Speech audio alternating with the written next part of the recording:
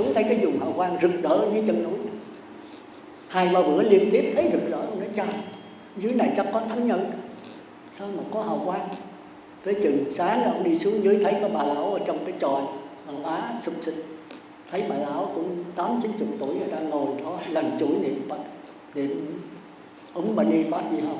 Thì ông mới vô hỏi, nói có vị thiền sư đến dạy tôi vậy đó. Nói dạy bà sao? Om Mani Padme Hum. Sai rồi bà ơi, thiếu một chữ. Thì bà lão thì dốt, thứ ngu mà đâu có biết chữ gì. Thì ai dạy sao nghe vậy? Thì bà bắt đầu Om Mani Padme Hum, thêm chữ Di nữa. Thì tối đó vị Pháp Sư mới lên trên núi dòm xuống tới hù, không còn hào quang nữa. Nó tập niệm.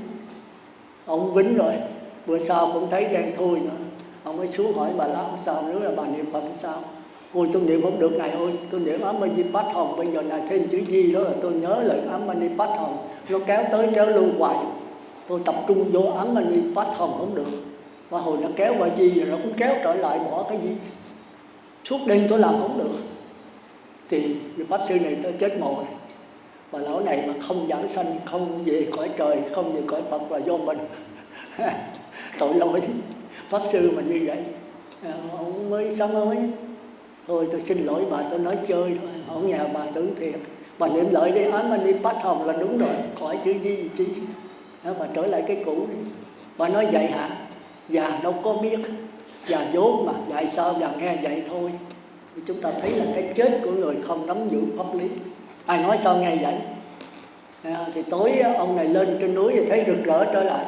Thì chúng ta thấy cái đó kêu là cái tập khí, cái thói quen. Thói quen mà sửa rất khó. Nhưng mà nếu bền bỉ bà già làm thêm chừng tháng 2 tháng thì nó nhất định trở lại. Nhưng mà lỡ chết cái không giảng sanh. Thành ra cái thói quen là bỏ cái xiềng sắt, xiềng cây mà qua xiềng vàng rất là khó. Quý vị quen ghiền rồi, ghiền cà phê, ghiền thuốc lá, ghiền rượu, rồi ghiền son phấn, ghiền quần áo lè làng biểu bỏ là rất là khó. Nhưng mà làm hoài có ý chí thì sửa được. Nhưng mà sửa được đâu có giải thoát, nó quá là qua cái xiềng vàng thì qua cõi trời thôi. Nhưng mà cái hay tịnh độ là nếu mà nhất niệm xiềng vàng rồi A Di Đà tiếp dẫn con thì Ngài tiếp dẫn liền. Chúng ta không sống bên ngoài nữa, mà chúng ta sống với cái hỷ lạc do cái đề mục đưa lên.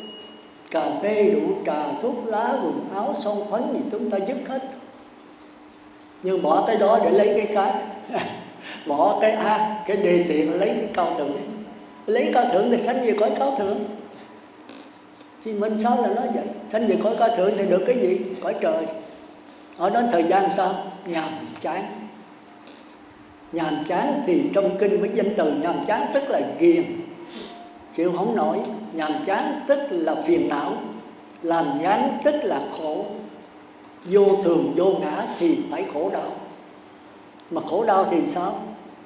Thì phải đổi cảnh, đi xuống dốc. Tôi nhập tứ thiền rồi tôi nhàm chán, tôi xuống tam thiền cho nó đổi khác. Tôi xuống nhị thiền mà nhị thiền đụng cảnh thì rớt. Còn nếu tôi ở tứ thiền ngoài lòng sao rớt? Tứ thiền làm sao ở ngoài thế tư tưởng là thế nhàm chán.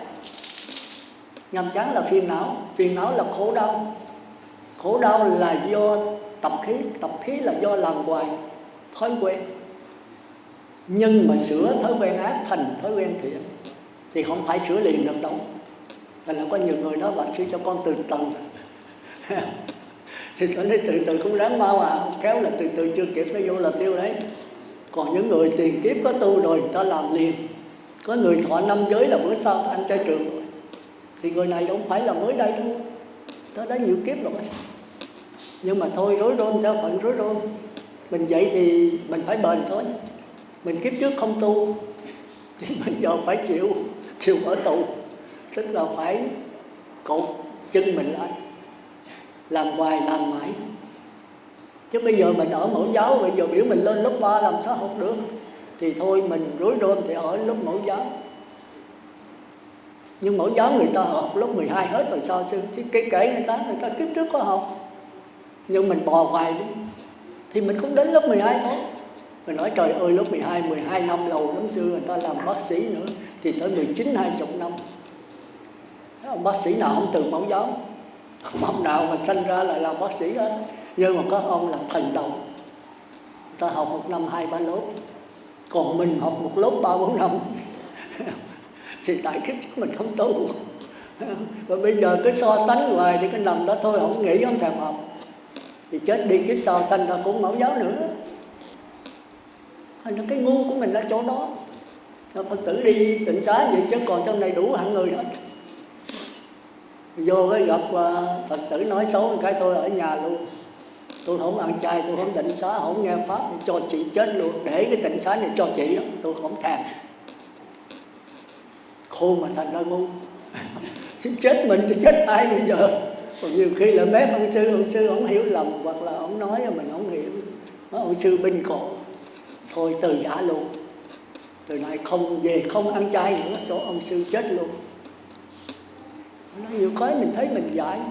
Cái giận của mình là tuy con đức thì bây giờ ông sư có tệ đi, ông dạy mình mà ông rớt, ông ra đời thì kể ông. Mình ráng tu, mình đắc, mình đổ ông, có gì đâu. Chưa chắc ông xuất gia như vậy mà ông đắc quả. Còn cái nghiệp của ông chứ, cái nghiệp người kiếp. Có khi ta tinh tấn như vậy mà cái nghiệp nó khảo quá, chịu không nổi là phải chịu. Chứ đâu phải đi vô tu như tôi vậy là đắc quả hết, chưa chắc đâu. Còn phải công phu mài miệt, còn phải cái tiền kiếp nó ấy. Thành ra tôi nói bằng ai muốn biết duyên xưa thì khá xem nghiệp quả bây giờ hưởng đây. Muốn biết quả báo sau này thì ngắm điều tội phước ta nay đang làm. Bây giờ là kết quả của cái nhân quá khứ. Còn cái tương lai thì nằm ở trong cái nhân hiện tại. Cái quả tương lai nằm trong nhân hiện tại. Thành ra hiện tại nó bao gồm hết tất cả. Bây giờ cái nhân cơ hội đó ác, bây giờ có quả phải là quả xấu. Mà ôm cái quả xấu khóc sao? Đó là thuyết định mạng, không có định mạng. Học Phật là phải chuyển nghiệp, phải cải sửa nghiệp. Tu là cải sửa. Mà nếu tôi cải sửa tôi yếu quá thì sao? Thì rớt. Thì bây giờ tôi ôm nhớ lực cho kỹ nữa thì không rớt. Còn hờ cơ một cái là rớt. Chúng ta thấy Viên Án Triệu Tố đó, ông giết quan ông bạn mình, chí cốt. Mà chúng ta thường nói là thương nhau lắm thì cắn nhau đau. Ông kia theo ông này tới 9 kiếp để trả thù. Trả thù không được là theo hoài. Thôi ấy bản chí cốt mà bây giờ nó sàm tấu ông vua chặt đầu mình. Tức quá. Theo hoài. Mà ông này biết mình sai. Bản chí cốt mà vì mấy đứa con quánh lộn con mình, con quánh lộn mình sàm tấu để cho bạn mình chết. Về ân hận. Treo ấn từ chức đi tu luyện. Giữ giới rất là kỹ. Mà chúng ta biết rằng một giới thì 36 vị thần, 5 giới thì 180, mà 250 giới thì ví dụ biết là mấy ngàn vị chư thiên, Long Thần ủng hộ. Ông này trả thù không được, vô không được. Có chư thiên nó ủng hộ, nó bao mình hết. Bởi vì một giới là 36 chư thiên, thì 250 giới chư thiên trả thù làm sao được, không vô được. Kiếp thứ nhất không được, kiếp thứ nhì cũng không được. Như vậy ông xuất gia liền hồi lúc nhỏ, sanh ra là xuất gia liền. Và kiếp thứ 3 cũng xuất gia, thứ 4 xuất gia, kiếp thứ 9 cũng xuất gia. Mà tiếc là không đắc thánh quả, nếu bất lại A-la-hán thì khỏe thôi. Mà chắc cũng có thánh quả, tôi đoán tôi không biết, nhưng mà đoán chừng chắc nhập lương nhất dẫn lại. Thành ra còn bị quả báo. Còn tư tưởng 2/4 là còn quả báo. Đó thì kiếp thứ 9 ông làm tới quốc sư 9 nước. Người ta ghê lắm. Đó Trạng Nguyên có 2 nước à, ông làm quốc sư 9 nước. 9 ông vua là nghe pháp. Thì ông vua nước lớn đó là nước của ông mới là làm cái tòa trầm hương. Chúng ta biết cái trầm hương mà thứ thiệt đó, người ta làm nhang. Nhang đó có phải là trầm hương thiệt, đồ giả không hả? Trầm hương thiệt không ai làm nhang đâu. Chỉ có vua thì mới có làm nhang ở trong hương. Chúng ta làm cái gối nó ngủ nó thơm hoài. 100 năm bây giờ cũng còn thơm, cái thịt của nó thơm. Thành ra ta làm gối ngủ mà cái này ông vua đi làm cái bộ đoàn cho ông sư ngồi trên đó. Trời ơi nó thơm phức. Mà ông dâng cho ông pháp sư đã ngồi trên tòa cao, ông phải đi bằng 2 cái đầu gối. Vua đó mà phải quỳ 2 đầu gối, bò 2 đầu gối đem dinh cái tòa trầm hương. Mà chính ông vua ngồi xung quanh để nhìn bao nhiêu thần dân, bao nhiêu cung phi mỹ nữ. Thì cuộc đời của quốc sư bây giờ nó lên tới 9 tầng mấy rồi, đâu còn gì nữa. Thì ai mà không ham, nếu chưa đắc quả thánh là thích thôi. Thì ông Ngộ Đạt quốc sư này bây giờ lấy là Ngộ Đạt, vô trước là Viên Án ngoài đời. ông khởi một cái món nhiệm là thỏa thích, thì ông kia nhập vô liền. Chúng ta thấy mà có một cái niệm sai là cái quan gia trái chủ nó nhập liền, mà nhập để trả thù độc đáo là thành cái một ghẻ cái đầu người ta, cái miệng đỏ chói là cứ đút thịt vô là nó không nhức. Thịt là phải cắt nhỏ nhỏ chứ cái miệng nó có chút xíu rồi làm sao cắt vô nó ăn hết nó nhức nữa. Tới chừng ở trên cái tòa trầm hương, trên cái bờ đèn đòn cao, khi ông vua leo lên trên đó dưng cho ông rồi, ông vừa đặt đít xuống ngồi rồi thì cái một ghẻ nó mọc lên từ ở trên cao đó, ông té xuống tới dưới đất, xuống nào biết nó nhức quá trời chịu không nổi, nhào xuống dưới đất. Thì quỳnh thần để đỡ lên thì thấy có một ghẻ giống cái đầu người ta, cái miệng đỏ chói. Và thì bây giờ mới đút một ghẻ hoài không chịu không nổi, thì chính nước mới mời tất cả những danh y đến trị. Mà bệnh nghiệp mà trị cái gì? Bệnh thân thì bác sĩ trị, cho bệnh nghiệp thì chỉ có Phật chỉ cách trị, thật cô không trị được, mình phải trị lấy. Mà ông là người tu chính kiếp thì ông biết là cái nhân quả, cái nghiệp, quả nghiệp. Mà ông có nuôi ông Ca Nặc Tôn giả đó, thì Ca Nặc Tôn giả là một vị thánh nhân đắc quả rồi, mới thử một cái chùa đó tới 700-800 tăng. Ông thử là cùi vẽ mình ở hôi hám, thì tăng chúng chịu không nổi, bạch với sư trụ trì đã đuổi ông ra. Thì sư trụ trì cũng thương tình, nói thôi giờ con ra cất cốc riêng đi, tăng chúng chịu không nổi cái mùi hôi của con. Đuổi thì ta không đành đuổi, nhưng cái chùa lớn thì con cất cốc ở đó, con tu tịnh ở đó. Thì ông này nghe lời. Mà bệnh vậy làm sao mà tắm rửa gì được, nó cái ngón tay nó bị cùi ăn tới cục từ ngón tay. Thì ông Ngộ Đạo Quốc Sư này là lúc đó nổi tiếng là ông mới ra, ông tắm rửa được cho. Tắm tới lành lặn, ông kia mới từ giả đi, mới nói sau này anh nổi tiếng lắm đó. Nghĩa là anh đã làm quốc sư tới 9 nước ấy. Thì danh dạnh anh lên đó, mà cho anh muốn niệm thì anh sẽ mang cái quả nặng. Không ai trị hết đâu. Chừng đó anh lên cái núi Cửu Lũng gặp tôi. Ở đó có 2 cây tùng lớn là tôi ở đó, tôi sẽ cứu anh. Ông này cười, tưởng ông này được mình nuôi rồi, khi đưa đi rồi nói lời cảm ơn chơi thôi, không nhờ ông này thánh nhân. Thì cái gặp cái này rồi, ông bao nhiêu danh y ở khắp 9 nước lại không có trị hết. Thì ông mới nhớ tới ông kia, suốt đêm không ngủ mà nhức quá trời, nó cứ đòi ăn thịt hoài. Thế ông mới treo ấn xin ông vua đi, ông vua đâu có cho đi. Trời ơi, quốc sư 9 nước mà đi đâu? Ở đây đầy đủ tiện nghi hết mà ông ở, mà giờ đi còn khổ nữa. Ông mới để cái ấn vàng, quốc sư có cái ấn vô bằng vàng nha, mới để lại leo tường trốn đi. Trốn cho tới 7-8 tháng trời, lội lên cái núi Cửu Lũng. Lên tới đó mới gặp ông đệ tử, ông Tiểu Đồng nó xuống. Nói ngài phải là quốc sư Ngộ Đạt. Nói phải, sao ông biết tôi? Thầy tôi đó là Ca Nặc Ca Tôn giả, biểu xuống đây đợi ngài. Bây giờ trời tối rồi, 6-7 giờ đêm rồi. Bây giờ thầy ngài lên với con đi. Rồi này mới lên đại cái tầng, lên nửa chừng nó lên hết nổi. Thì nói đây Ca Nặc Ca Tôn giả có cất cái cốc cho ngài, biết ngài lên không tới. Thì ngài ở đây đi cái dòng suối mà róc rách, ngài biết không? Đó là cái chỗ suối Giải Quan, ngài đến ngài tắt nước là hết thôi. Rồi bây giờ mệt quá thôi ngài vô đây nghỉ. Thì con lên cho thầy con biết. Thì chú đệ tỷ thân thất đi mất. Ông này đâu có ngủ được, trời ơi nó nhức chịu không nổi, mà nghe cái dòng suối mới mò ra. Nghe dòng suối đâu mò ra đó, mới lấy tay khoát nước lên rửa. Thì cái một gã nó nói chuyện, bây giờ nó mới nói: quốc sư biết tôi là ai không? Quốc sư nhớ là 9 kiếp ở trước đó tôi với quốc sư là bạn chí cố. Mà quốc sư nở mà sàm tấu vô chặt đầu tôi theo quốc sư 9 kiếp mà trả không được. Quốc sư giữ giới quá kỹ. Thì hôm nay quốc sư nổi lên cái danh vọng tham cái tòa trầm hương 9 nước, cho nên tôi mới phá được. Thôi phá quốc sư là gần cả năm nay rồi, quốc sư đau đớn là tôi thỏa mãn cái thù oán rồi. Thôi giờ tôi đi. Quốc sư cái tát nước lên là lành thôi. Cái ông tát nước là con ghẻ lành liền. Thì cái tỷ sáng lên là của ông, quý vị coi lại. Thì tôi muốn nói là cái nhân quả quý vị xưa đắc quả là khó mà thoát. Thành ra làm cái gì phải giữ giới cho kỹ. Nếu mình chưa đắc A-la-hán, bất lai còn nguy hóa báo. Bất lai cái Phật tánh có 3/4, 1/4 tư tưởng. Mà tư tưởng là gì? Tư tưởng là nhân quả. Đừng nhớ cho đâu. Chỉ có A-la-hán là mới không còn tư tưởng nữa. Mà không còn tư tưởng để đầu thai vào đâu, không có ghiền cái gì hết. Bất Lai còn ghiền á, ghiền tứ thiền sắc giới giờ tứ không.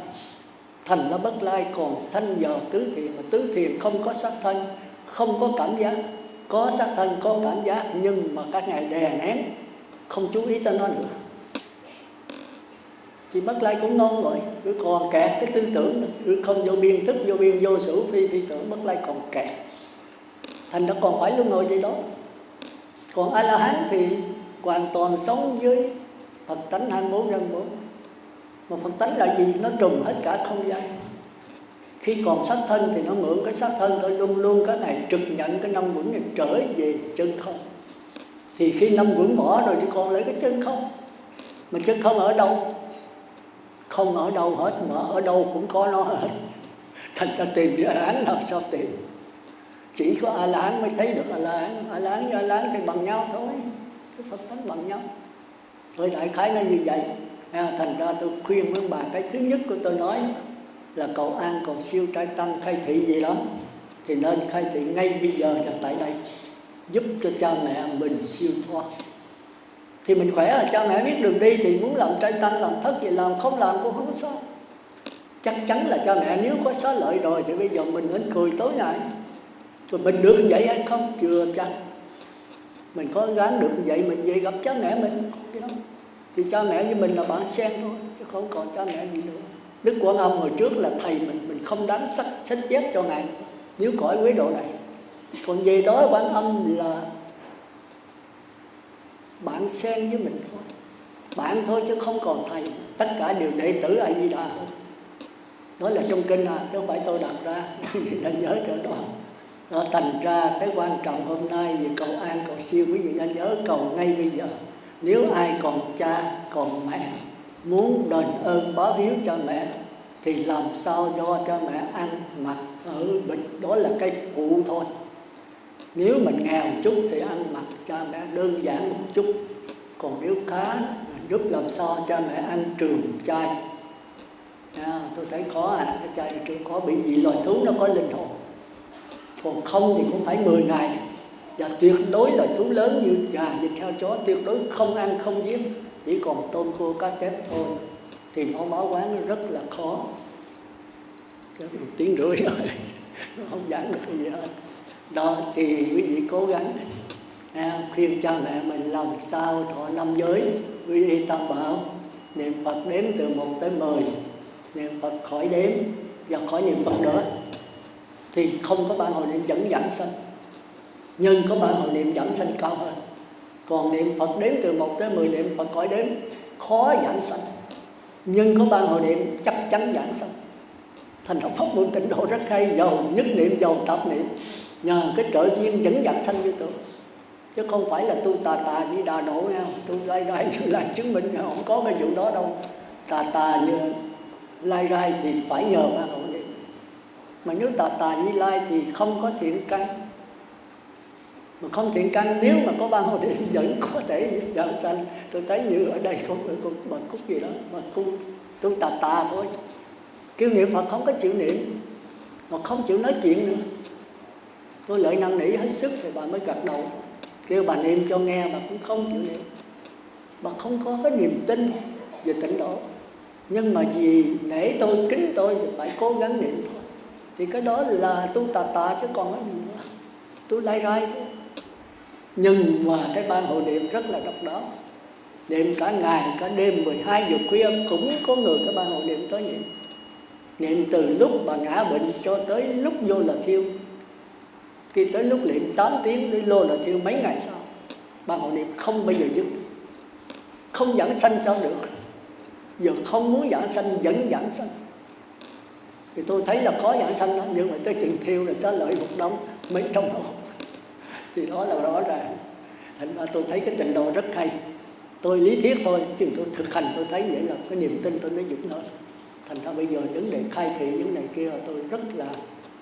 Do đó mà tôi lội vô vùng sâu, vùng xa là chỗ đó. Ta niệm Phật rất nhiều, nhưng mà cái giáo pháp không hiểu. Thì cái đó nguy hiểm. Mà nếu niệm mà lai rai tà như vậy mà không có ban hội niệm thì chết. Mà tôi vô ở Càng Long, nó cái chùa của cô gì đó, tôi nói với cổ lập ban hội niệm mà 4-5 lần, cổ nói con lập không được sư ơi. Tôi nói trời đất ơi, cái ban hội niệm khó có người khai thị thôi, thì 1-2 người đủ rồi.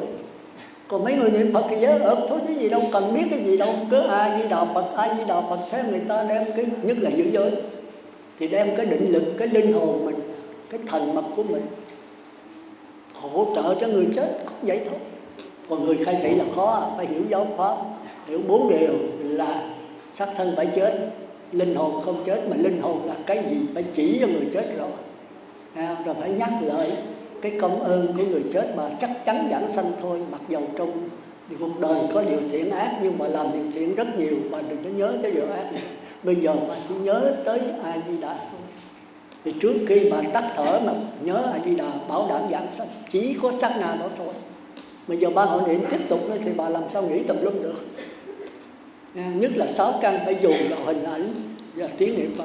Rồi cuối cùng là tất cả các màu mà đừng chấp nhận.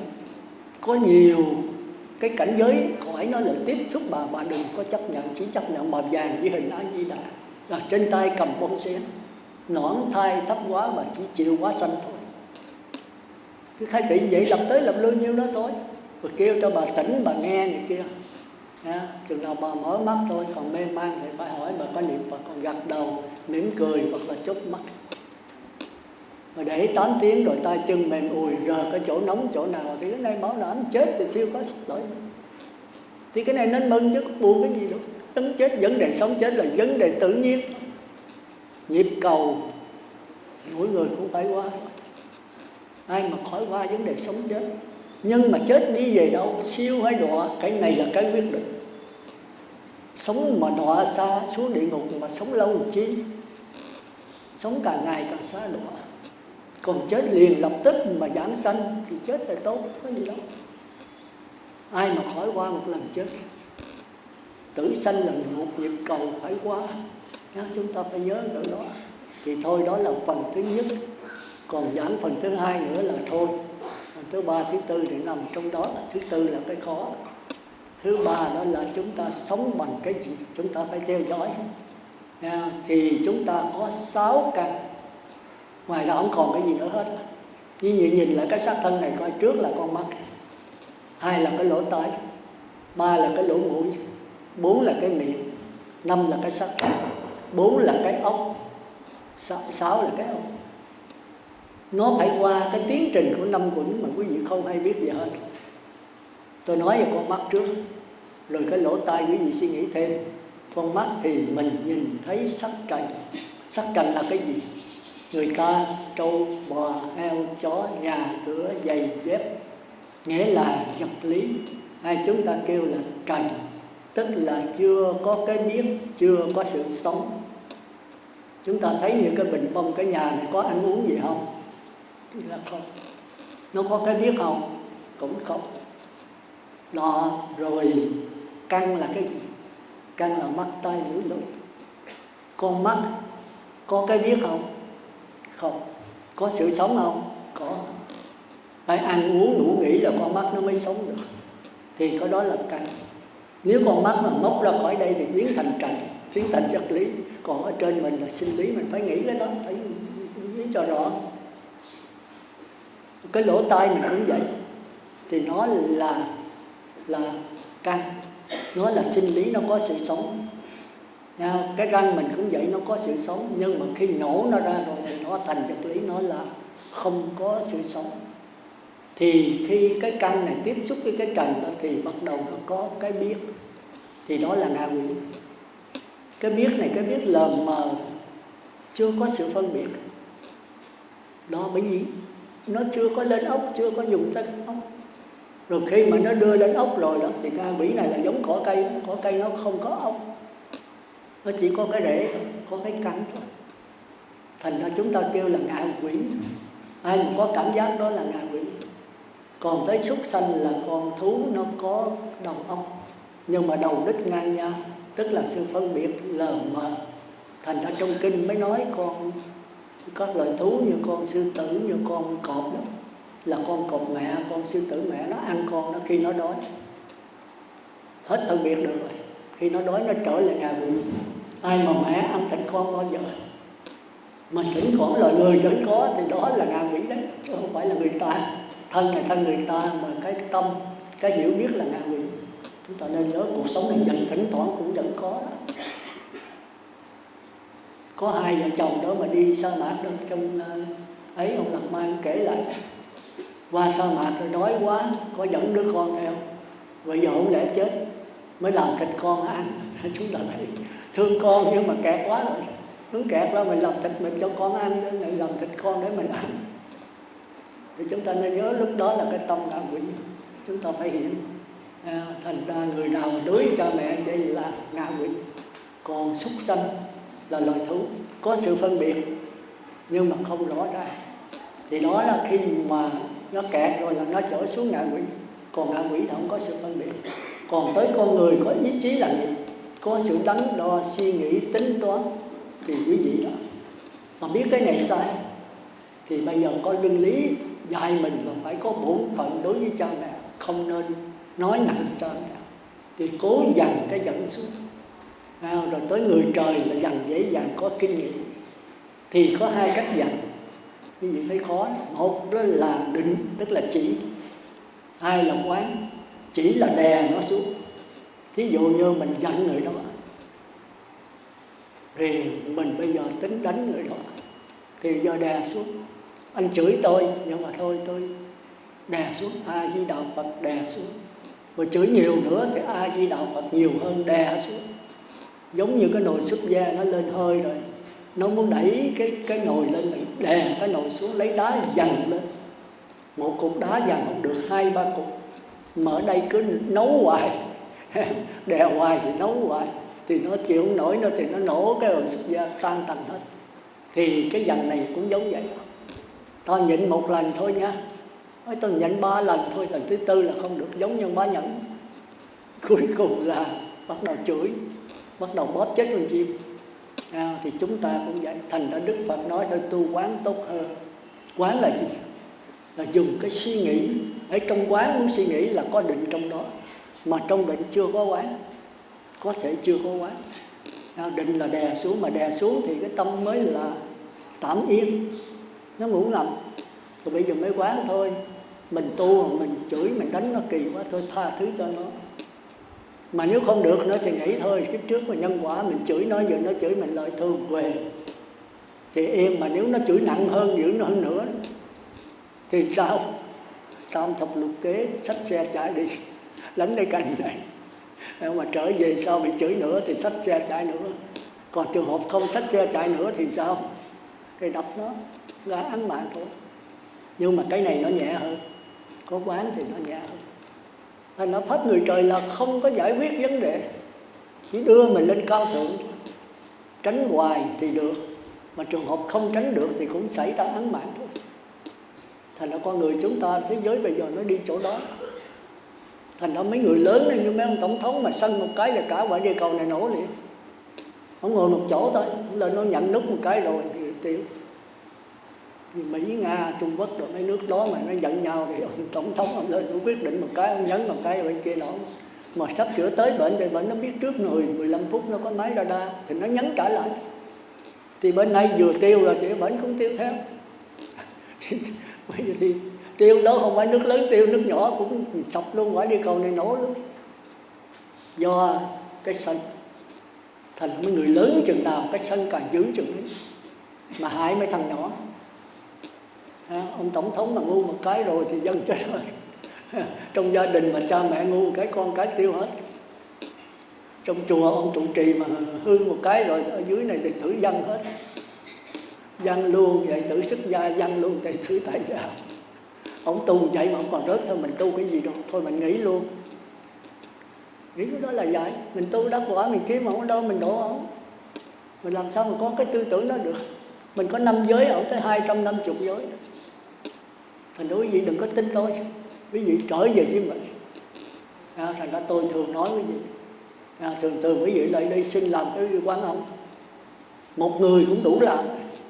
Tôi nói sao cô không làm Quan Âm, mà cô đi xin làm tượng Quan Âm. Nếu nói về cái là chừng một bữa là bữa sau là có rồi. Làm cái hào quang Phật Thích Ca. Tôi nói sao cô không làm hào quang của cô? Cô mới quan trọng, không thích ăn thú gì.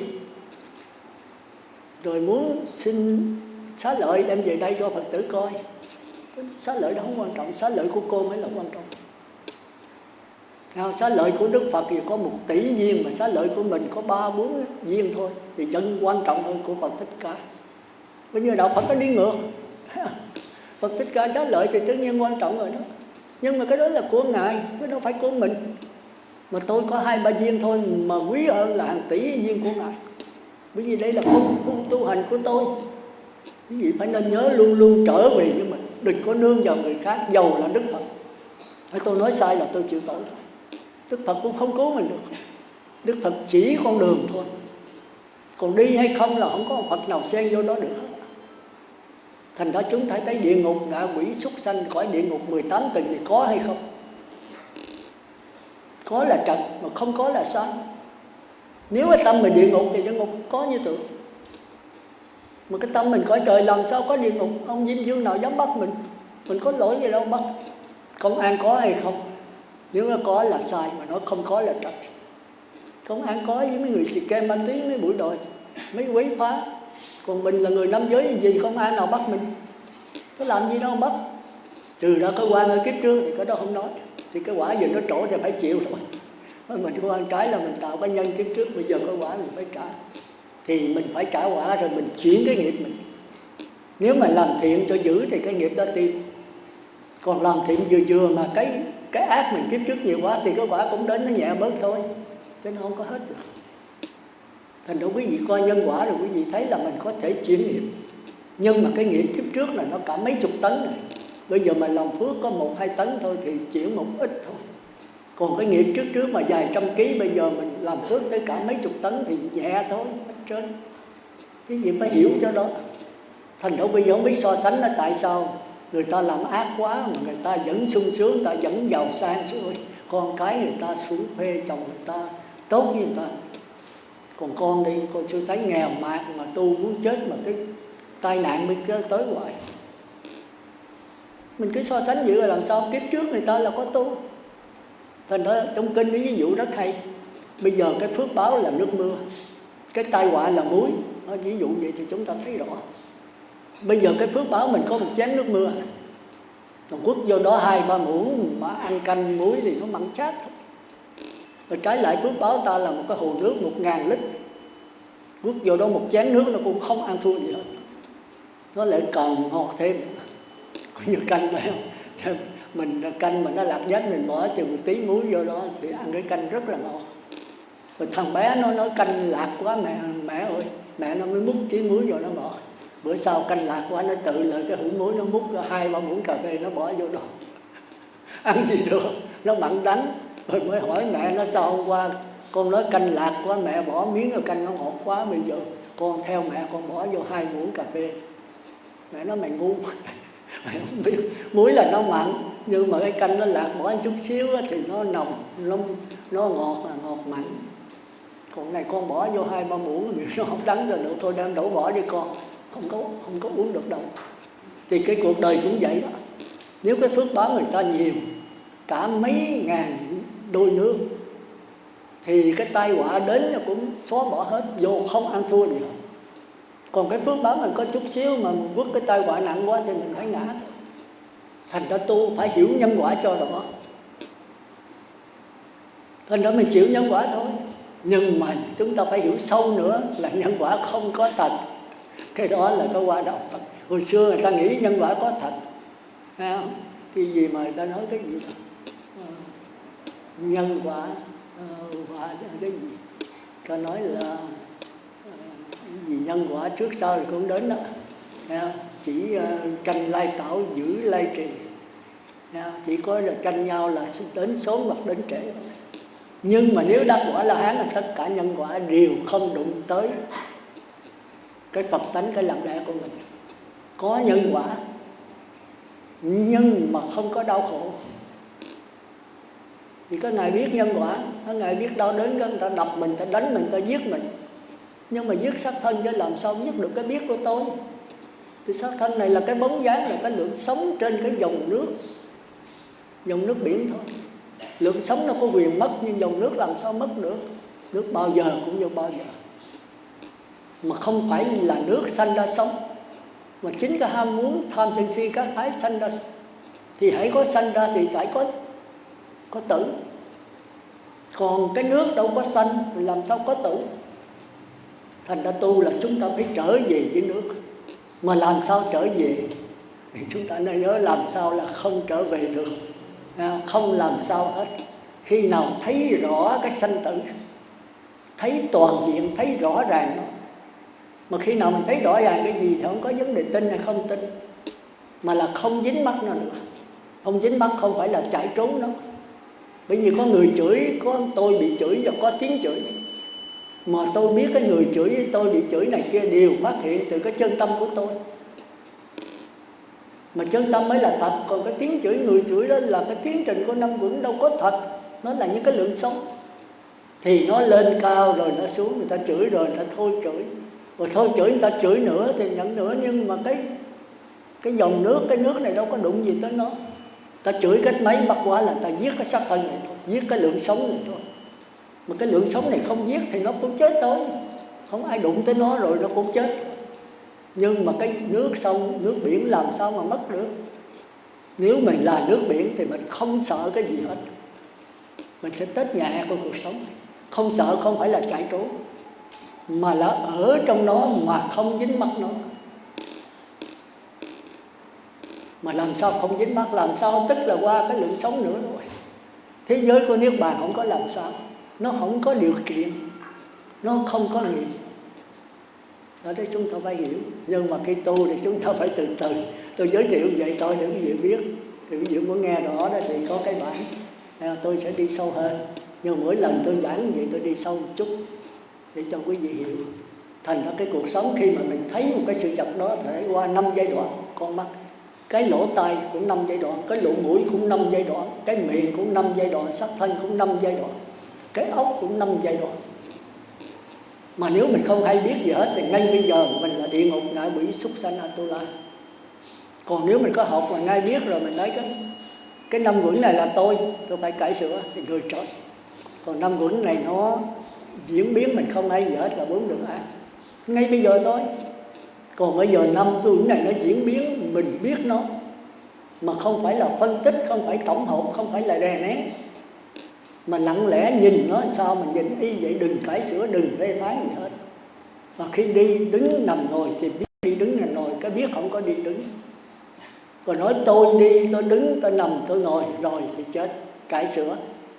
Tôi đi lẹ, tôi phải đi lại cho nhiều thì bây giờ qua người trời. Còn đi đứng ngồi nằm không hay gì hết. Tôi cầm chìa khóa mà tôi chạy đi kiếm chìa khóa rồi 4 đường ác. Cái đó là sắc thân thôi. Rồi tới cảm thọ khởi lên, cảm thọ dễ chịu khởi lên, cảm thọ khó chịu khởi lên. Cảm thọ khó chịu, cảm thọ là tôi phải làm sao cho hết cái nhức nhối này, người trời. Còn đau đớn mà không biết làm sao làm cho hết thì 4 đường ác. Nhiều khi mình cái đau đớn mình muốn làm cho nó hết mà nó lại đau thêm thì đây là 4 đường ác. Còn khi đau đớn mà nó khởi lên mình làm cho nó nhẹ đi hoặc nó chấm dứt đi, đó là người trời. Còn đau đớn tôi biết rằng đau đớn thì cái biết không có đau đớn. Muốn sửa thì sửa, nhưng mà sửa cũng không có phải là cái biết. Sửa là sửa cảm giác đau đớn thôi, chứ cái biết không có sửa. Thì chúng ta có thêm cái biết, nghĩa là muốn làm gì thì làm, nhưng luôn luôn phải lặng lẽ biết và trở về cái biết này. Thành ra cái biết này nó không là gì hết, mà nó là tất cả. Nó đi vào tất cả đều nương vào nó mà phát hiện. Còn nó không nương vào đâu hết. Nó luôn luôn như vậy, nó không có nương vào đâu hết. Còn cái tham sân si, cái gió bắc phong mới nương vào nó để mà có những cái lượng sống sắc thọ tưởng hành thức. Mà hãy có lượng sống sắc thọ tưởng hành thức thì nó phải diệt. Nhưng nó diệt chứ cái dòng nước linh hồn đâu có diệt. Nó là chỗ nương của tất cả, mà bao giờ nó cũng là gì? Nó vô lượng vô biên. Nó không ở đâu hết mà nó ở cùng khắp. Cái gì cũng phải từ nó phát hiện hết. Nhưng mà hãy phát hiện rồi thì phải quả diệt. Còn nó không sanh, nó cũng không diệt, nó không dài cũng không ngắn, không còn cũng không mất. Nói cái gì về nó cũng sai hết. Vì nói là nói bằng tư tưởng thì có tương đối, phải có ngày có đêm. Nó không ngày, nó cũng không đêm. Nhưng mà ngày đêm nương vào nó để phát hiện. Mà không có nó thì không có gì hết. Còn nói nó không biết gì hết là sai. Mà nói nó biết là trật. Rồi khi tư tưởng khởi lên thì tôi biết tư tưởng khởi lên, thì cái biết này đâu phải là tư tưởng. Rồi tư tưởng phân biệt thì nó biết tư tưởng là phân biệt. Mà nếu nó biết tư tưởng phân biệt thì nó với tư tưởng đâu có khác. Rồi tư tưởng chấm dứt nó không chấm dứt, vậy thì nó khác. Ví dụ về suy gẫm ha, thì chỉ có đi ở đó mới tới đạo Phật thôi. Nhưng mà nói vậy chứ không phải là đạo Phật, còn phải tu tập nữa. Mà cách tu tập thì phức tạp đấy, phức tạp đấy. Đây tôi giới thiệu cái đại cương thôi. Còn đi vào chi tiết thì phải trời ơi đấy. Cái gì phải ăn nằm với nó, phải theo dõi cái sắc thân này. Địa ngục hữu gián tiếp xúc địa ngục vô gián, căn tiếp xúc với trần thì ngạ quỷ phát sanh. Rồi cải sửa ngạ quỷ này thành súc sanh. Rồi bắt đầu mới có ý chí, có nghiệp, nghiệp mới cải sửa cái súc sanh này. Qua ý chí mới là có cảm xúc. Căn trần thức mới là đấm nhiễm nhau, thì đây là do cái nghiệp, ý chí mới cải sửa.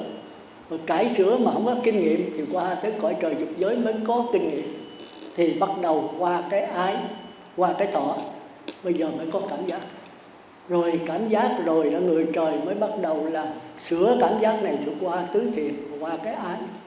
Rồi cái ái rồi tới tứ thiền mới sửa cái này qua tứ không, bỏ sắc thân, bỏ cảm giác, bỏ tư tưởng luôn. Thì mới chìm trong hư không vô biên, thức vô biên. Từ đây nếu có ai chỉ đó, thì có thể qua cái nhập luôn. Còn không thì cứ lẫn quẩn hoài ở trong đó sung sướng quá. Nhưng nó nhàm. Thế giới tư tưởng là thế giới của nhàm chán. Chỉ có Bát Nhã mới là không nhàm chán. Tư tưởng là cái khuôn khổ. Thành ra quý vị đi đâu bây giờ cũng vậy đó. Ở lâu là nhàm chán. Nhàm chán thì sao? Phải đổi cảnh. Mà đổi cảnh gặp cái cảnh không thuận tiện thì sao? Thì sao đó? Có vậy thôi. Bây giờ tôi ở trong cái giáo hội này, thì giờ giữ giới này kia tôi thấy thích thú, mới xuống thích thú. Ở lâu quá nhàm chán. Tôi đi chỗ khác, mà nếu cái cảnh không được tôn vậy thì sao? Cơn bực cháy đen, tiêu. Có nhiều Phật tử ở đây thì thấy cái tịnh độ này vô đây nghe thích lắm, mà nghe đi hoài thì thấy chán. Chán rồi bây giờ đi qua ngoại quốc, đi qua Mỹ, không có chùa, không có chuyện gì hết. Toàn là mấy người là do sắc tài danh lợi không, to son dời phấn ăn uống rồi tỏ tê. Thì ban đầu thì mình chống cự được, mới mà. Rồi thời gian lâu thôi, nó làm nó đếm một đếm thì bị gắn giặt nó 2-3 đếm thì cũng dám giặt nó 10 đếm thôi thì cậy này. Bây giờ đem luôn. Do hoàn cảnh. Cái hoàn cảnh rất là quan trọng đối với người sơ cơ. Chúng ta phải có thầy sáng, có bạn lành. Thành ra một người mà tự học, người đó rất là giỏi, mà cũng là nhiều kiếp rồi. Chứ học mà không thầy, không bạn đố mày làm lên. Chúng ta nên nhớ, bây giờ chúng ta đây là không có thầy bạn. Thầy là thầy lên tới mơ với tôi thôi, còn thầy đó là Phật mới đúng là thầy.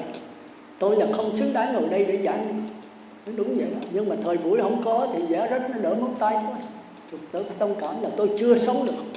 Nhưng mà tôi nhờ nghiên cứu, tôi có cái nghiền ngẫm, tôi trình bày nó tương đối sáng tỏ.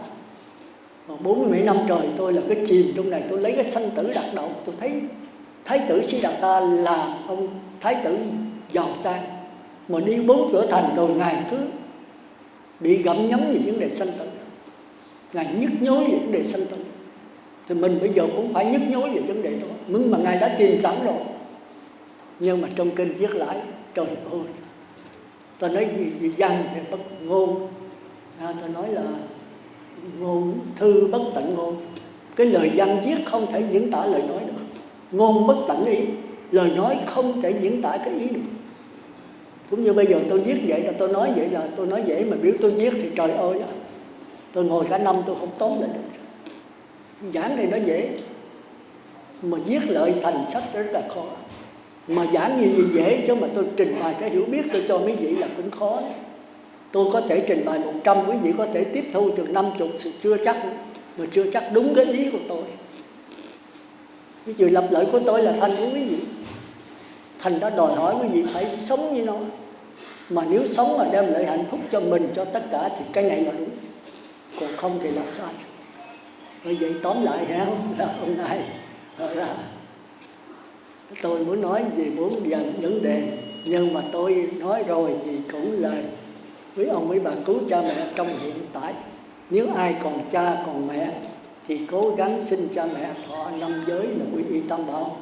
Và nên nhớ là không có điều kiện gì với người truyền giới đó hết. Nếu có là không phải đạo Phật. Phải thọ giới rồi về tu thôi. Nhưng mà phải giữ cho người đó vui. Cũng như cha mẹ dạy con, thì con hư thì con chịu thôi, là cha mẹ buồn mang thai tiếng. Thì người truyền giới cũng vậy, mình giữ làm sao, chứ không phải là thọ giới với ông sư Ngọc Dân là phải đến Tịnh Xá Ngọc Dân, không được đi chỗ khác, không có vụ đó. Là ổng là sư phụ của mình chứ không có sư phụ thứ hai nữa, không có vụ đó. Tất cả đều là thầy của mình hết, và thầy hồn thôi. Thầy thật sự chính là mình. Ông Phật mà thật sự của mình chính là mình, chứ không phải Phật Thích Ca, cũng chẳng phải Di Đà. Nghĩa là ai làm cho mình thành Phật thì người đó là thầy mình. Tôi nói vậy đó, nếu mà tôi sai là tôi chịu sa đọa. Ai làm cho mình thành Phật, người đó là thầy. Thì bây giờ ai làm cho mình thành Phật? Phật Thích Ca, ông sư thuyết pháp này sẽ làm mình thành Phật. Ông Phật Thích Ca làm cũng không được, Phật A Di Đà cũng không được. Chỉ có mình mới làm cho mình thành Phật thôi. Chỉ có mình mới đưa mình xuống địa ngục thôi. Bây giờ mình làm ác nữa, ông Phật Thích Ca phạt mình, ông Diêm Dương phạt mình. Không có vụ đó đâu. Mình có làm ác của Diêm Dương mới phạt, mình có làm tội thì công an mới bắt, chứ không có làm sao mà có vụ đó được. Thành ra trật tự phải trở về mình. Đừng có nương ai giàu Phật Thích Ca. Bổn sư là bổn sư tạm thôi, bổn sư thật sự chính là mình. Thành ra từ nay muốn chấm dứt luân hồi sanh tử thì phải giới, phải định, phải huệ, phải hành, phải tính, phải nguyện, phải quy y tam bảo, niệm Phật, giữ 5 giới cho đàng hoàng. Và phải niệm Phật, đếm từ 1 tới 10 niệm Phật, khỏi đếm khỏi cần niệm Phật nữa. Thì cơ duyên là giảng sanh chắc chắn. Muốn chắc chắn nữa phải có 3 hội niệm. Và chắc chắn nữa là nhất niệm rồi phải phát nguyện. Còn nếu tạp niệm mà phát nguyện không giảng sanh, nhưng mà nhờ 3 hội niệm. Bởi vì cái giảng sanh đó là cái hơi thở cuối cùng. Hít vô không thở ra mà nhớ tới Phật A Di Đà, phát nguyện giảng sanh. Nhưng mà làm sao làm được? 3 hội niệm giúp cho mình làm được. Thì tôi thấy cái tịnh độ rất hay, rất hay. Vậy thì tôi cũng mong cho Phật tử là phải nhớ rằng cái tiến trình năm uẩn của mình. Khi mình thấy một cái gì đó thì chưa có cái biết, đó là sắc uẩn. Rồi khi có cái biết dễ chịu, khó chịu thì đó là thọ uẩn. Rồi khi có sự tưởng tượng đó là tưởng uẩn. Mà tưởng uẩn này muốn tưởng tượng phải nhớ lại, tức là lấy trong thức uẩn. Mà lấy trong đó tức là hành uẩn. Rồi hành uẩn nó mới quyết định, nó mới tạo nghiệp, kêu miệng, kêu thân tạo nghiệp. Thì nó phải chứa lại trong cái linh hồn A Lại Gia mình tất cả những cái kinh nghiệm, kiến thức, tội phước trong đó. Rồi cuối cùng khi mình chết đi, sắc ẩn gián đoạn, thọ uẩn gián đoạn, tưởng uẩn gián đoạn, còn cái ý chí hàm sống nó rút vô trong A Lại Gia, lấy cái kinh nghiệm, kiến thức, tội phước làm ta, làm của ta, để rồi nó lang thang ở trên này hồn ma bốn quế. Mà nếu họ còn sống nó là thích cờ bạc thì bây giờ kìm vào bạc dầu sai vô đó. Còn nếu còn sống nó thích niệm Phật A Di Đà, nó nguyện phát nguyện giảng sanh thì nó đầu thai vô đó. Nhưng mà nếu nó tạp niệm mà cái giờ phút nó nghĩ tầm bậy thì không giảng sanh, thì phải nhờ ban hộ niệm thôi. Thì chúng ta phải hiểu cái chỗ đó. Thì đó là tiến trình của 5 uẩn. Vậy thì trước khi dứt lời một lần nữa thì bữa nay trai tăng cho ông Phạm Ngọc Thố mất ngày 13 tháng 9 năm 2000, pháp danh thiện nhân, hưởng thọ 64 tuổi. Và ông Trương Văn Hiên mất ngày 13 tháng 9 âm lịch, hưởng thọ 82 tuổi. Thì đến đây nghe và tất cả vong linh trong mười phương cũng như cho Phật tử ở đây thì hiểu rồi đó, mình cố gắng tu. Thì bảo đảm là quý vị thành Như Lai, chứ không phải A-la-hán. Nếu mà giảng sanh một người là một người thành Như Lai thì vấn đề giảng sanh quý vị nghe rõ rồi. Nó dễ mà nó khó. Dễ là nếu mình hiểu pháp lý thì người nào cũng giảng sanh được hết. Còn nếu khó là mình hiểu sai lầm thì mình sẽ không giảng sanh được. Vậy thì trước khi dứt lời một lần nữa, tôi cũng chứng minh cho ngày xuất phát hôm nay của cô Dung và cô Trí, cũng như là cầu siêu cho hai danh đây và Phật tử ở đây nói riêng và toàn thể pháp giới chúng sanh đều chống vãng sanh cực lạc và thành Phật đạo. Nam mô A Di Đà Phật.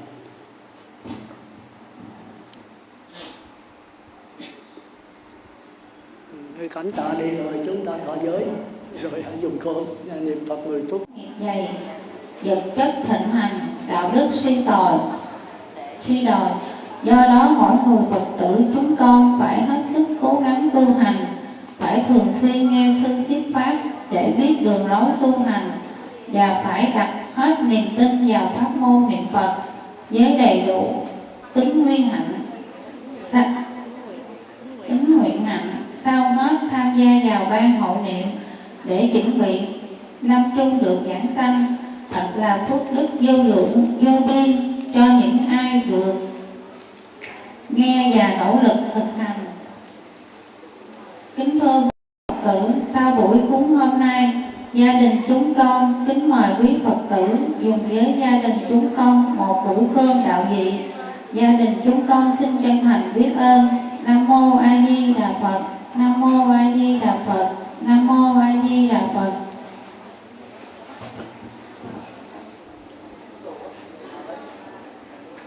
Sư tới lễ với y chưa? Tới lễ với y chưa? Tới rồi. Nam mô A Di Đà Phật. Bạch sư, có cô này là cháu của cô, hai con của họ lên cúng dường tam bảo cho 500.000. Đưa cho ông Phụng Minh đi, chứng minh nói tên ông ghi hết. Phật tử nào có rảnh ở lại chứng minh cho người ta tỏ giới, để người nhờ cái Phật, nhờ cái giữ giới của mình giúp đỡ cho họ đắc quả, đắc giới ngay trong lúc này, phước báo vô lượng. Còn ai bận quá thì xuống dưới dùng cơm rồi về. 32 tuổi và Lâm Thanh Thảo 33 tuổi, Phạm Ngọc Thảo Hương người phía bên đây cỡ sau sư ấy, Trương Văn Bình 56 tuổi, Lê Thị Đẹp 45 tuổi và Lý Thị Phụng 66 tuổi. Đó, thấy 6 vị bên Nam không thấy ai hết vậy. Nam có Trương Văn Bình nè, như Nguyễn Hữu Phước, một cái này.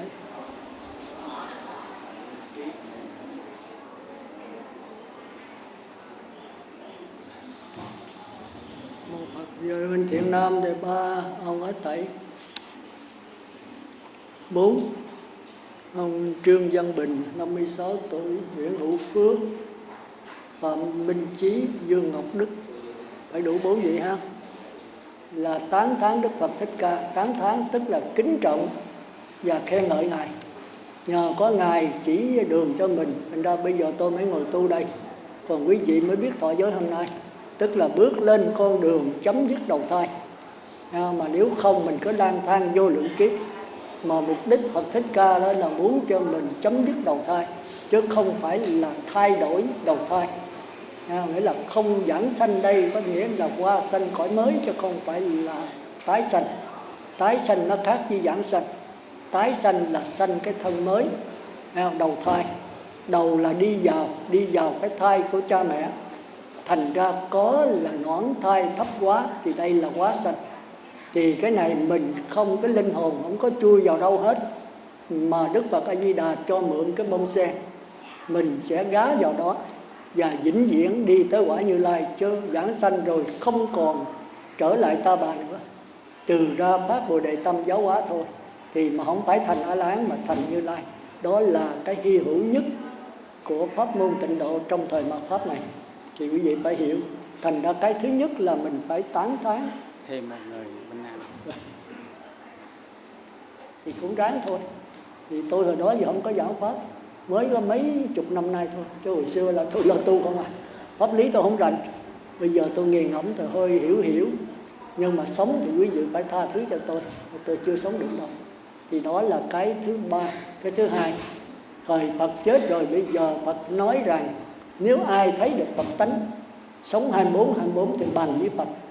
Như vậy cái lý là không phải Phật Thích Ca mới là Phật, mà mọi người đều là Phật hết. Cỏ cây đất đá nếu tiến quá rồi nhận được bất tử thì vẫn là Phật. Đó là điều mà rất hy hữu, chỉ có đạo Phật mới nói như vậy. Thì vì phải tu rồi cũng thành Phật thôi. Thành ra ban đầu phải nương vào Đức Phật, nhưng mà sao quý vị nương vào mình, chính mình là Phật như tôi có giảng hồi nay, thì đó gọi là Phật tánh. thì nó chung cho trong vũ trụ, không riêng ai hết. Còn pháp đó là cuộc sống này. Nếu cuộc sống mà mình không dính mắc thì đó là mình sống theo pháp.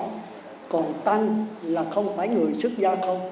Tại gia mà sống không dính mắc thì quý vị cũng vẫn là tăng. Còn tôi xuất gia mà tôi còn dính mắc thì tôi chưa phải là tăng. Thì nói về cái lý không phải, nhưng cái sự tôi phải. Còn quý vị sống không dính mắc thì cái sự quý vị không phải là tăng, nhưng cái lý bây giờ là tăng. Lý là nói chung, còn sự là nói riêng. Bây giờ hiểu rồi không? Đó là phần thứ hai. Còn phần thứ ba là thọ trì 5 giới. Thọ là quý vị nhận chịu ở đây. Quý vị xin thọ chứ không phải tôi bắt buộc. Thì quý vị nhận ở đây, tôi đọc một câu, quý vị đọc theo, đó là thọ. Nhưng mà về nhà không chịu giữ là không có trì. Trì là giữ, phải giữ cho tới chết thôi, suốt đời mình. Mà bạch sư trong cõi trần ai bụi bặm mà giữ làm sao khỏi lắm tất son. Thì dĩ nhiên tôi cũng còn lắm này. Nhưng mà đạo Phật có cái hay là sám hối. Ăn năn lỗi trước, chừa bỏ lỗi sau. 1 tháng tôi sám hối 4 kỳ tụng giới đó. Thì quý vị chút nữa sau khi tỏ giới là lẫn cái nghi thức sám hối. Có nghi thức tụng niệm đó, thì trong đó có chỉ cách sám hối. Thì sám hối là bỏ lần. Ví dụ hồi trước mình niệm phạm 10 lần, thì bây giờ sám hối còn 8. Rồi phạm nữa sám hối còn 6. Rồi phạm nữa sám hối cho tới hết thôi. Chứ sám hối là sao làm nữa hay là làm nặng hơn, thì cái này mình giả dối, không có sám hối thật sự.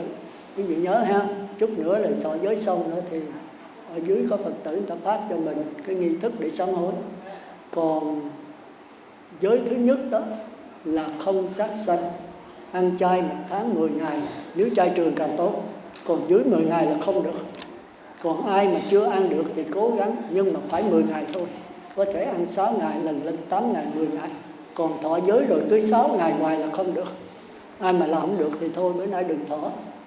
Còn làm được, cố gắng. Khi mình có ý chí rồi cái gì mình cũng làm được hết trơn á. Người có chí là như thuyền có lái, như ngựa có cương, thì không còn trôi dạt lông bông nữa.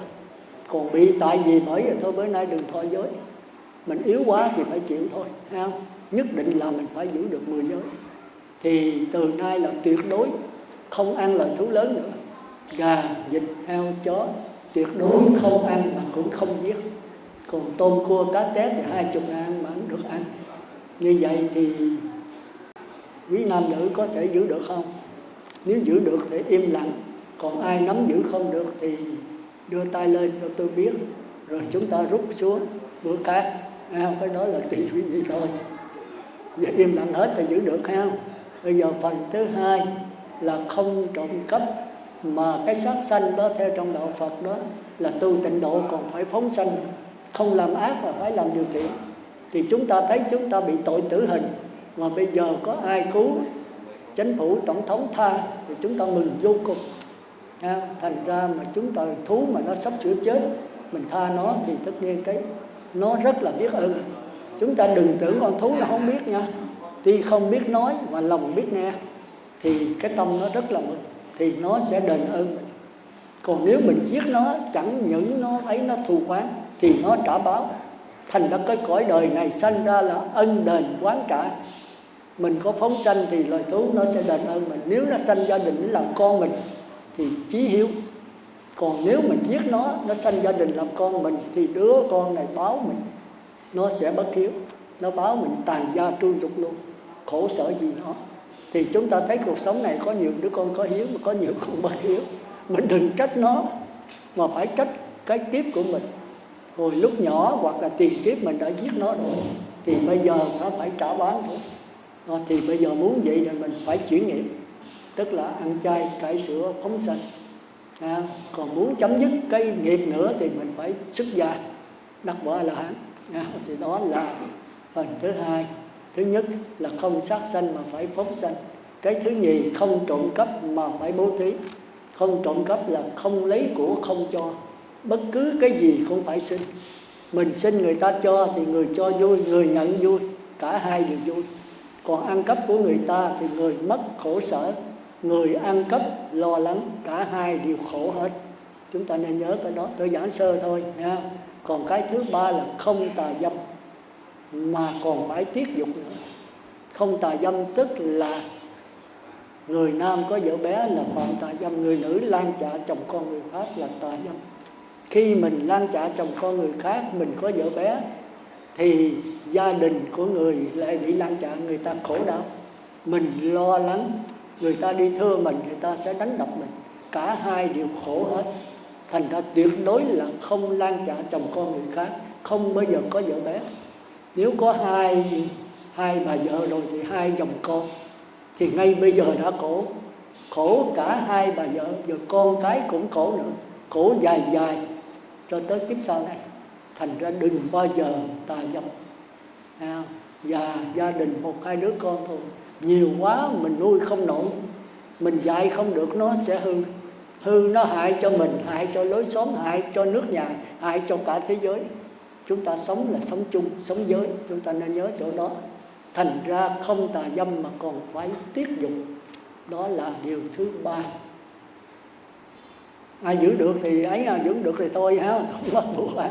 Cái đó là tùy mình phát tâm, mình phải cố gắng giữ. Thì nếu không giữ thì quý vị ở tù thôi, quý vị bị người ta đánh đập thôi. Nhưng mà tôi mất cái đức, tôi không đủ cái đức để mà cảm hóa quý vị, thì tôi hay là tôi buồn. Chứ không có mà quý vị trộm cắp rồi tôi ở tù, không có vụ đó. Nhưng mà ta nói là cái ông đó, cái cô đó là thọ giới với ông sư đó. Ông sư không có đức gì hết, thọ giới rồi nó phạm như thường, thì tôi sẽ phiền đấy. Thì kính tôi, thì đừng làm cho tôi buồn, thì đó là kính tôi. Còn ngoài ra không có điều kiện gì với tôi hết, nhưng chỉ có cố gắng giữ giới cho nó tròn vẹn, thì đó là mình trả ơn ông thầy mình. Thầy là thầy hù thôi, thầy hờ vậy thôi đó. Còn cái thứ tư là không nói dối, phải nói lời chân thật mà phải dịu dàng nữa. Thì nói dối là không ai sống như mình được. Mình sống với người ta không tin mình, thì làm sao mà sống? Thì chúng ta phải hiểu, không nói dối mà phải nói lời chân thật. Nói lời chân thật mà nhát gừng là cũng không được, phải nói dịu dàng. Thì đó là giới thứ tư. Còn giới thứ năm là không ghiền các chất sai. Giới này khó nhất, nằm thứ năm mà nó bao trùm hết 4 giới khác. Nếu mình nhất là uống rượu, nếu rượu vô là cái tâm mình loạn, người điên. Người ta nói người uống rượu mà khi sai là giống như người điên. Thì kẻ sát sanh, trộm cắp, tà dâm, nói dối làm hết. Lúc đó còn biết cái gì nữa đâu. Nhất là người lái xe, thì nếu cái xe 50 chỗ là 50 cái sanh mạng giao cho mình. Mà nếu mà làm nó xuống ruộng, xuống dưới hố mà nó chết rồi, thì cái tội mình nó ngang 500 kiếp cũng chưa hết. Mình phải đền cái nợ oan trái của 50 mạng này. Thành ra nên nhớ là cái uống rượu nó độc đáo. Mà ở đây là phải không ghiền các chất sai luôn. Thì các chất sai kia nhẹ thôi, ghiền cà phê, ghiền cờ bạc, ghiền xì ke cũng nặng giống như rượu vậy đó. Rồi ghiền cái son phấn, ghiền cái bất cứ cái ghiền gì mà hãy ghiền đó thì kẻ cũng như mình có thể uống cà phê mà đừng có thành cử là ghiền. Mình có thể uống trà, có uống không có thì thôi. Mình có thể hút thuốc, nhưng có hút thì không có thì thôi. Một ngày 1-2 gói, không có thì quậy, thật không được. Cái này thuộc về ghiền. Thành ra nhớ tôi nói không ghiền các chất sai. Sai là làm cho mình mê. Sai không phải say rượu không, sai cờ bạc, sai rượu chè, sai nữ sắc, đủ thứ sai hết. Nhưng mà cái rượu là nặng nhất. Thành ra chỉ nói cái giới rượu thôi. Thì không ghiền các chất sai mà phải quán cuộc đời là vô thường, vô ngã, khổ đau. Cuộc đời mình tưởng là êm ấm, không có đâu. Điên đảo tưởng đường đời đầy êm ấm, nay giật mình quyến liếng uống rã tan. Chi mà phải bận lòng trong lạnh ấm, phải chăng đây đã tỉnh giấc mộng tàn. Đời hay mộng, mộng đời đã thấy rõ, ráng thiệt hành lánh nghiệp tạo nên duyên. Đặng nương cậy mong qua bờ giác ngộ. Thì chúng ta tưởng cuộc đời êm ấm, điên đảo tưởng đường đời là êm thấm. Nhưng mà cuộc đời hễ có phước là có quả, có sống là có chết, có khỏe là có đau. Nó là luôn luôn như vậy. Thành ra mình muốn cái phước thì trong quả đã nằm trong đó. Muốn sanh ra là để khỏe thì cái đau nằm trong đó. Muốn sống hoài thì có cái chết nằm trong đó. Mình không chấp nhận là mình sẽ khổ. Chứ sanh già bệnh chết đâu có gì khổ. Tại chống đối là khổ. Thành ra phải quán cuộc đời là luôn luôn là không bền. Không bền, muốn nó bền là khổ. Cuộc đời là không có cái gì cố định. Mà muốn cái ta này cố định hoài, cái thân này đừng có bệnh, đừng có chết thì nó khổ. Thành ra phải quán vô thường vô ngã cho nó thường. Thành ra mình phải nhận nó như là nó, còn chống đối nó thì khổ. Chúng ta muốn không vô thường, muốn đừng sanh, đừng già, đừng bệnh, mà đâu có thân thì phải có già, có bệnh thôi. Ví dụ phải nhớ chỗ đó, thành ra quán cái đó rất hay. Để rồi trong cuộc sống này mình ít đau khổ. Tôi nói ít thôi chứ không phải là không có đau khổ. Chỉ trừ A-la-hán mà hết. Còn thánh thứ ba cũng còn đau khổ. Thì quý vị phải nghe Pháp cho nhiều. Nhưng mà nếu có quán thì cái đau khổ mình 100% nó còn có 1-2% thôi. Cuộc đời là luôn luôn nó bất trắc nhiều. Thành ra người xưa nói đó, phước bất trùng lai mà họa vô đơn chí. Phước nó đến không có khi nào 2-3 cái phước đâu. Nhưng mà tai họa đến là cái 3-4 thứ. Phước không có trùng lai, không có đến 2 lần. Mà họa vô đơn chí, họa không phải đến 1 lần đâu. Có người là bị tai nạn, rồi bệnh tật, rồi cha chết, mẹ chết, rồi con cái chết, rồi nhà cửa, rồi suy sập đủ thứ hết. Chúng ta coi cái di diệu, bà di diệu tỳ kheo chúng ta mới thấy. Chồng chết, con chết, về nhà thì cha mẹ bị cháy, nhà cháy luôn. Trong 1 tháng, không đầy 1 tháng đó mà chồng bị rắn cắn chết. Còn đứa con 2 đứa, một đứa ẵm trên tay, một đứa mới sanh. Thì qua cái dòng suối đó, cổng cái đứa bé lớn qua trước, thì đứa nhỏ bên này con cọp nó lợi nó tha đi. Còn cổ mới la lên. Thì cái đứa lớn nó ngồi trên bờ, nó tưởng mẹ nó kêu, nó bò ra bờ suối, nó lọt xuống dưới luôn. Thì cổ la lên, cổ đây, cổ tranh với con cọp, cổ leo lên bắt con cọp, nó đuổi con cọp. Thì con cọp nó tha con, nó đi mất. Trở lại đây, đứa bé nó bị cái dòng suối cuốn mất, chết luôn 2 đứa con. Chồng chết, 2 đứa con chết. Rồi về nhà cái nghe, đêm ngủ ghé đó mà đêm thấy cháy nhà. Thì cái nhà ngay chỗ cái nhà cha mẹ con. Tới sáng cổ về thăm thì cha mẹ thành ra than hết. Trong 2-3 ngày chết chồng, chết 2 con, chết luôn cha mẹ. Cổ trở nên điên. Mình không có chuẩn bị trước, mình đó điên. Rồi sau mai lại gặp Đức Phật. Thì Ngài thuyết cho biết là cổ mới tỉnh lại. Và chúng ta thấy là cuộc đời nó vậy. Quả vô đơn chí. Cái tai hại nó tới là tới 3, 4, 5, 6 thứ. Còn cái phước là ít cơ nào đến 2 cái một lần. Thành ra chúng ta phải quán trước vô thường vô ngã. Thì cái khổ đau chúng ta ít hơn. Chừng nào đắc A-la-hán mới chấm dứt khổ đau được. Thì đó là quý vị phải cố gắng giữ 5 giới. Tóm lại là quý vị phải không sát sanh mà phải phóng sanh. Không trộm cắp mà phải bố thí. Thì quý vị có thể nói con nghèo quá làm sao bố thí sự. Thì Đạo Phật không phải là bố thí cái nghèo, bố thí cái tâm, chứ không phải là bố thí tiền bạc. Người cho 10 tỷ với một người cho 1.000 đồng. Mà nếu người cho 1.000 mà cái tâm thành kính thì ngày phước báo hơn 10 tỷ. Tôi nói sai là tôi chịu tội. Thành đã cho ở cái tâm. Nếu con người có nhiều người nghèo mà cái tâm họ rất giàu. Còn có người giàu mà tâm rất bỏn sẻn. Mà bỏn sẻn thì chết theo cái bỏn sẻn. Chết là mang theo cái gì? Bây giờ mình có là tỷ phú thì chết cũng tay không thôi. Nhưng mang theo cái bỏn sẻn. Bỏn sẻn thì sanh vào cảnh giới xấu. Còn bây giờ mình nghèo có 1.000 đồng mà cái tâm mình rộng rãi. Cái tâm rộng rãi, tâm cõi trời thì chết sanh về cõi trời. Chúng ta phải quán như vậy để chúng ta thấy rằng chúng ta mở rộng lòng. Cho thì còn mà ăn thì hết. Chúng ta phải nhớ chỗ đó. Thành ra chúng ta không sát sanh mà phải phóng sanh. Không trộm cắp mà phải bố thí. Không tà dâm phải tiết dục. Không nói dối mà phải nói lời chân thật dịu dàng. Không ghiền các chất sai.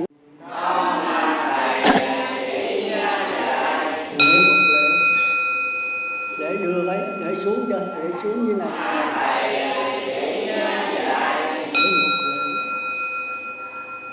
Thì quý vị ngồi sao cho thoải mái thôi nha. Ai quỳ được thì quỳ, không nổi thì cứ ngồi.